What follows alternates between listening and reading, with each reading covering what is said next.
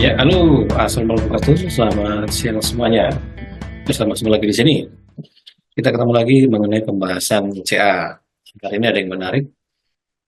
Menariknya adalah ada kejadian yang memang menyenangkan, membahagiakan. Bagaimana perkembangan dari salah satu pasien yang privat di UMG mengalami perbaikan yang menurut saya signifikan sekali dibandingkan sebelumnya, jauh dibandingkan sebelumnya. Jadi ceritanya 2 mingguan lalu, saya ditelepon sama salah satu peserta yang bilang bahwa dia BAB terus setiap hari dan BAB itu darah, BAB berdarah, every single day, setiap hari. Dan itu bisa sehari 10 kali lebih. Jadi tentu saja ini bahaya, maka secepat itu pulang langsung ke dokter. Lalu diminta untuk melakukan kolonoskopi, dan hasil kolonoskopinya iya cukup mencengangkan lah. Saya coba share ya. Ini untuk pelajaran saja. Semua nama, identitas segala macam sudah saya hide. Saya hanya menceritakan saja bahwa kondisi seperti ini, jika tidak disikapi dengan baik, ya, dengan teknik-teknik yang baik, maka ini akan menjadi kondisi yang bisa dianggap sangat berbahaya. Ya. Jadi awalnya dikiranya hanya pembesaran pada jantung atau istilahnya kardiomegali 53%. Tapi yang menjadi bahaya itu justru BAB darahnya itu. Karena BAB darahnya itu terjadi setiap hari, maka otomatis akan terjadi kondisi kekurangan darah, gitu kan, kondisi bahaya. Lalu ketika dilakukan kolonoskopi ya, maka terlihatlah kondisi seperti ini.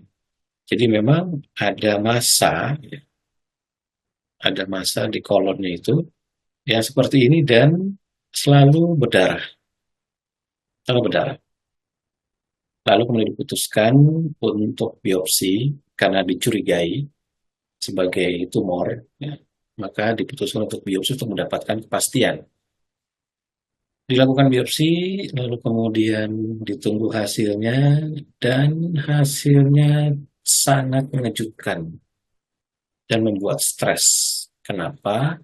Karena hasilnya adalah ini yang saya kasih garis merah. Jaringan massa tumor ganas.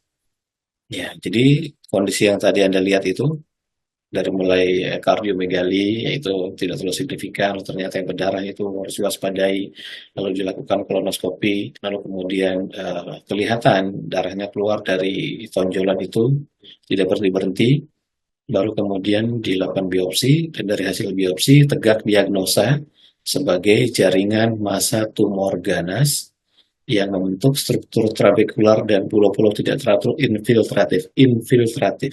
Saya jadi ingat kayak di militer infiltrasi ya. Itu infiltrasi itu berarti menyusup gitu kan, itu potensi metastasis. Kemudian sel tumornya berinti besar, pleomorfik, hiperkromatik, sitoplasma eosinofilik. Tampak masa tumor yang menginvasi sebagian mukosa kolon. Jadi infiltrasi tadi yang menginvasi mukosa kolon, di dalam kolonnya itu diinvasi sehingga menjadi lebih besar, lebih panjang, merusak, katakanlah begitu. Maka kesannya udah jelas di sini, tumor ganas. Nah, pertanyaannya adalah, jika jika Anda di dalam posisi seperti ini, bisa tenang nggak? Pasti nggak bisa tenang. Yakin saya. Pasti nggak bisa tenang. Siapapun dari kita yang kemudian awalnya cuma kok rasanya tidak nyaman gitu kan, diperiksa jantungnya, oh cuma kardiomegali atau pembesaran yang sedikit hanya 53%. Itu bukan itu. BAB-nya ini nggak berhenti mas, darah terus. Begitu diperiksa, di biopsi, kelihatan ada massa di situ. Kelihatan apa namanya, darahnya di situ muncul, muncul. Dan setiap hari bisa lebih dari 10 kali keluar terus BAB darahnya itu disertai dengan lendir. Terus keluar, BAB-nya nggak ada. Yang keluar darah, lendir, darah, lendir. Dia masih panik. Begitu di biopsi, hasilnya dia jaringan massa tumor ganas. Makin panik lagi, sifatnya infiltratif. Sudah menginvasi sebagian mukosa dan sedang menyebar. Anda bisa bayangkan kayak apa stresnya kan. Itulah tadi saya bilang, di banyak video Di kelas khusus CAOMG ini, kita berfokus pada penurunan stres besar-besaran. Kalau dulu, di versi awal, itu memang berdasarkan pengetahuan yang datang kepada saya, itu kita mengambil pengetahuan-pengetahuan berhubungan dengan pH, pengetahuan yang berhubungan dengan intermittent hipoksia, pengetahuan yang berhubungan dengan SpO2, pengetahuan yang berhubungan dengan antioksidan, pengetahuan yang berhubungan dengan glukosa, pengetahuan yang berhubungan dengan inflamasi, pengetahuan yang berhubungan dengan natural killer cell. Ya intinya dibuatlah ritme-ritme, saya cari ritme-ritme yang berhubungan dengan pengkondisian 7 sampai 10 hal tadi. Akhirnya jadi banyak ritmenya gitu kan. Yang penerapannya pun sesuai dengan kasus per kasus. Contoh, pada kasus teknik pernapasan yang menurunkan SpO2 atau yang menaikkan ke ketinggian, itu ternyata sangat efektif hanya pada dua jenis kanker saja, yakni kanker payudara dan kanker paru-paru. Yang saya munculkan nanti di layar ininya apa namanya, screenshot dari jurnalnya. Jadi efektif. Jadi setiap kita naikin 1.000 meter ke ketinggian, sebuah sel jika dinaikkan 1.000 meter ke ketinggian, akan mengurangi resiko pembentukan kanker, berarti kasusnya paru-paru dan payudara yang efektif ya, sebanyak 12,7%. Maka teknik-teknik yang mengarah ke seperti itu, Wim Hof, kemudian Bastrika, kapal bati, beberapa teknik Qigong, kemudian inner fire atau tumon, dan banyak lagi, itu bisa dipakai, tapi memang efektifnya pada payudara dan paru-paru. Dan paru-paru ini tingkat ininya rendah sekali. Artinya survival rate-nya itu rendah sekali. Bagi orang-orang yang kena kanker paru-paru, survival rate-nya itu rendah sekali. Harus saya tunjukkan apa namanya, tabel survival rate-nya ya. Luar biasa. Nah, maka jika ada orang yang bisa selamat lolos ketika dapat kanker paru-paru, lalu dia remisi 5 tahun, atau mungkin remisi lebih dari 5 tahun, atau dia mungkin remisi sampai 10 tahun, katakanlah begitu, berarti apa yang dia lakukan itu benar.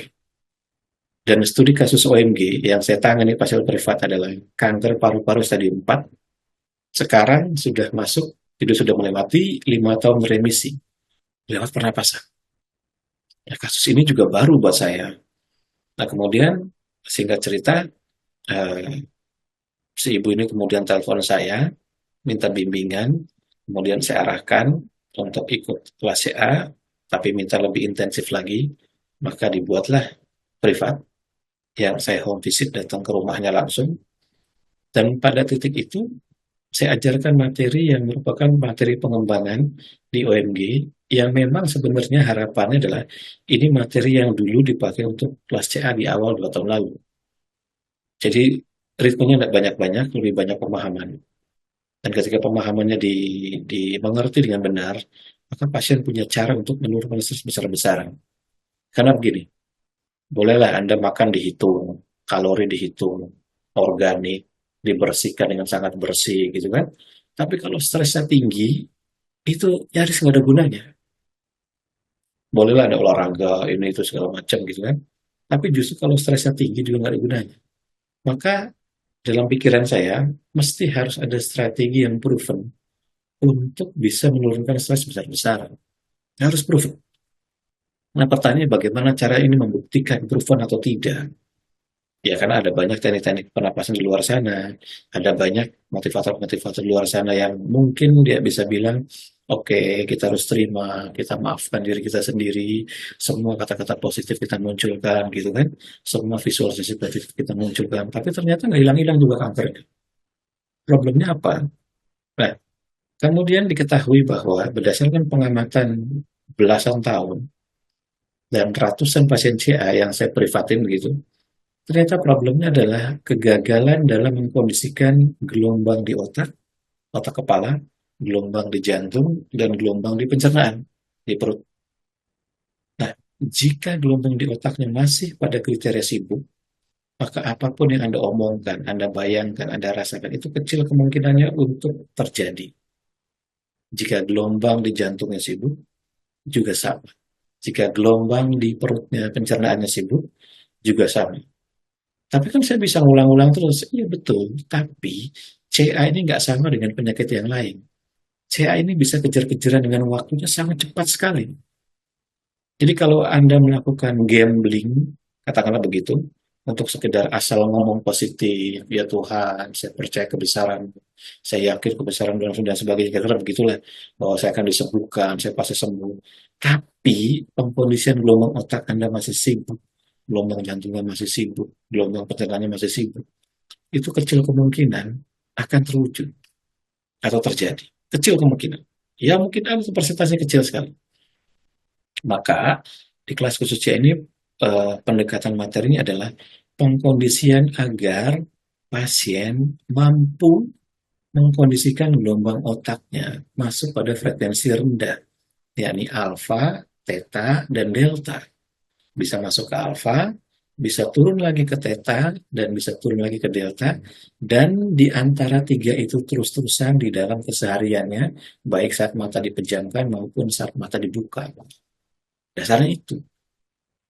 Kalau mata dibuka, normal itu pasti gelombang otaknya beta, pasti sibuk karena dunia masuk, warna, orang lalu lalang, gitu kan, lalu muncul sebagai pemrosesan di otak, pikiran dan sebagainya, pasti sibuk. Tapi ada jurnalnya, di mana orang-orang yang latihan teknik tertentu itu ketika matanya dipejamkan dan matanya dibuka, artinya dia melek begitu, ternyata gelombang otaknya sama-sama berada pada frekuensi rendah. Ini kan menarik. Tapi orang-orang itu latihan udah puluhan tahun, seperti misalnya Dalai Lama, gitu kan, biksu-biksu di Tibet yang sudah latihan puluhan tahun. Sekarang masalahnya, masa iya pasien itu harus nunggu atau ibu ini harus nunggu puluhan tahun hanya sekedar bisa menguasai supaya gelombang otaknya bisa turun. Nah, di sini pentingnya teknik yang proven atau sains yang proven. Jadi ketika saya uji dengan menggunakan EEG, saya uji dengan menggunakan EKG, ternyata kita bisa push, kita bisa memaksa gelombang otak untuk masuk pada frekuensi rendah, alfa, theta, atau delta. Tidak peduli orang itu siapapun, pernah belajar olah nafas atau tidak, orang baru, ibu rumah tangga, usia muda, usia menengah, usia tua, usia sepuh, hasilnya ajib dan bisa. Dan ini kemudian saya ajarkan. Akhirnya datanglah saya ke rumahnya, home visit, setelah itu saya ajari tekniknya, saya minta setiap hari dilatih, minimal 1 sampai 2 jam. Jadi kalau saya datang seminggu 3 kali, berarti sudah dapat sehari itu 1 jam. Nanti tinggal tambahkan 1 jam lagi, terserah mau paginya, atau mau sorenya, atau mau malamnya, atau sebelum tidur, terserah. Yang penting 1 sampai 2 jam. Patuh dilaksanakan, 1 minggu kemudian, apa yang terjadi? Pertama, BAB darah berhenti total, tidak minum obat. Karena memang setelah kolonoskopi dan histopatologi reportnya keluar ini, ya hasil biopsinya, itu nggak dikasih obat apa-apa. Ini kan hanya pengukuran aja. Nanti baru kontrol lagi, nanti minggu depannya waktu itu. Jadi, untungnya cepat intervensi, cepat dilakukan pernapasan, dilakukan setiap hari, maka hasilnya adalah semua BAB darahnya berhenti total tanpa obat. Ya ini memang belum menyembuhkan tumor ganas ya kan, tapi paling tidak jika BAB-nya berhenti total, resiko-resiko besar yang mungkin terjadi mengecil atau menghilang. Misalnya anemia, kekurangan darah, apa penurunan HB. Kalau darah keluar terus lama-lama kan HB turun. Kalau darah keluar terus kan bahaya, ya kan? Pasti jadi lemah letih lesu. Tapi kalau sudah berhenti, maka terjadi perbaikan di area yang tadi Anda lihat lewat apa namanya? Ini gambar ini ya, yang tadi adalah gambar ini. Nah, darah yang ada di area ini, yang biasanya ngocor, ini kelihatan banyak sekali ngocornya, berhenti total. Memang kita belum kolonoskopi lagi. Tapi dengan berhenti total, maka satu faktor risiko berhasil ditangani. Darahnya tidak keluar lagi. Tidak ada lendir lagi. Terus yang kedua, ada kejadian yang unik. Ini ceritanya kalau saya, apa namanya, mengirimkan audio itu biasanya di link di Google Drive. Link di Google Drive. Nah, Google Drive-nya itu bentuknya kan gede-gede, icon-icon. Ada 4 file, katakanlah yang pertama ini ritme A, ya, sekitar 20-30 menit. Kemudian ada ritme B, durasi 20 menit. Ritme B juga, durasi 30 menit. dan ritme B juga durasi 60 menit. Jadi dua jenis ritme aja. Yang pertama ritme A, ini ritme B, hanya beda di durasi. Ini 20, ini 30, ini 60. Nah, karena si ibu ini dia agak-agak gaptek ceritanya. Jadi dia nggak ngerti. Dia pikir tuh setelah putar yang ini, lalu putar yang ini, putar yang ini, putar yang ini. Jadi semuanya diputar secara bergantian dalam satu saat latihan. Padahal maksudnya enggak. Maksudnya adalah putar dulu yang durasi 20 menit, lalu putar ritme A, setelah itu putar lagi yang durasi 20 menit, lalu putar lagi durasi yang 20 menit. Jadi 1 jam lewat 15 atau 1 jam. 15 menit lah, 1/4 jam. Tapi karena nggak tahu, diputar juga yang 30 menit, berikutnya diputar yang 1 jam. Jadi sekali latihan 2,5 jam sampai 3 jam. Makanya dia bilang, kok suami saya mondar-mandir mulu, ngeliatin mulu. Dia pengen negur nggak berani, karena ini kok mami kok latihan lama bener. Sementara kalau dilatih Mas Agung di rumah tuh kok cuma sejam udah kelar gitu kan. Ini sementara kalau latihan sendiri mami bisa sampai 2,5 jam, 3 jam nggak berhenti berhenti. Ya begitu. Tapi ada hikmahnya. Jadi dengan latihan 2 jam sampai 2,5 jam ya, mungkin cerita ibunya sampai 3 jam sehari itu, efek yang kedua keluar. Tadi yang pertama BAB-nya berhenti total. Itu dengan latihan 20 menit kali 3 ditambah 15 menit, jadi sekitar 1/4 jam kurang lebih. Nah, akibat kekeliruan menjalani latihan yang sampai 2,5 jam sehari tadi, karena semangat sembuhnya tinggi sekali, semangat sembuhnya luar biasa besar. Efek yang kedua keluar, yakni BAB-nya jadi banyak. Yang tadinya cuma sedikit sekali, sedikit, sedikit, sedikit. Ini BAB yang pertama hitam dan banyak. Kemudian BAB berikutnya hijau. BAB yang hari ketiganya sudah mulai menguning lagi. Sudah mulai kuning emas seperti biasa lagi. Walaupun jumlahnya tidak seperti yang hitam pertama itu. Luar biasa kan? Hanya dengan latihan pernapasan dengan pengisian stres besar-besaran diturunkan. Karena waktu saya bilang, ibu tenang nggak? Iya, saya tenang. Saya sekarang ya masa bodoh. Saya pengertian masa bodoh itu bukan pasrah, pasif ya. Tapi karena sudah dilakukan upaya, maka berikutnya saya trust pada diri saya. Suami saya nggak percaya, suruhnya operasi aja. Masa sih cuman napas tarik buang, dikondisikan pikiran begini, suruh ngomong begini, suruh kondisikan rasa begini, kok ini bisa sembuh. Ya, cuman si ibunya bilang ya kenyataannya dalam waktu seminggu ini nggak pakai obat, nggak pakai macam-macam, nggak ada suntik, nggak ada apa.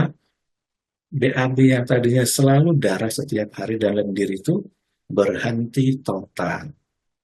Yang kedua, ketika BAB itu selalu sedikit sekali, nggak mungkin bisa banyak, akhirnya jadi bisa banyak lagi. Yang pertama hitam, banyak sekali kayak batu warnanya. Kemudian yang kedua hijau, dan yang ketiga sudah mulai menguning. Maka saya bilang, ada kemungkinan racunnya sudah dikeluarkan atau detox. Karena urutan dari pembuangannya seperti itu, berubah kembali menjadi normal pada akhirnya. Kalau yang bahaya kan hijau terus bilangnya gitu kan. Tapi ini kan enggak. Dari hitam di hari pertama, di hari kedua menjadi kehijau-hijauan, di hari ketiganya kemudian sudah menguning. Seperti BAB normal pada umumnya.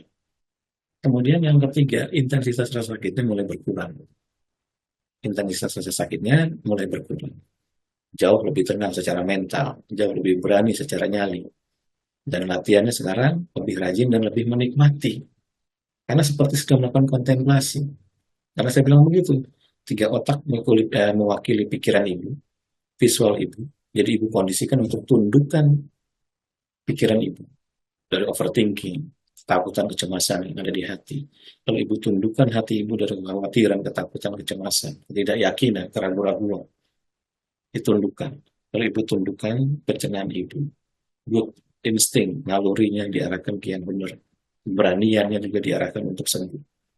Maka jika ini di-manage dengan baik, pengkondisian otak kepala, otak jantung, otak pencernaan, maka hasilnya adalah kita akan bisa mempengaruhi.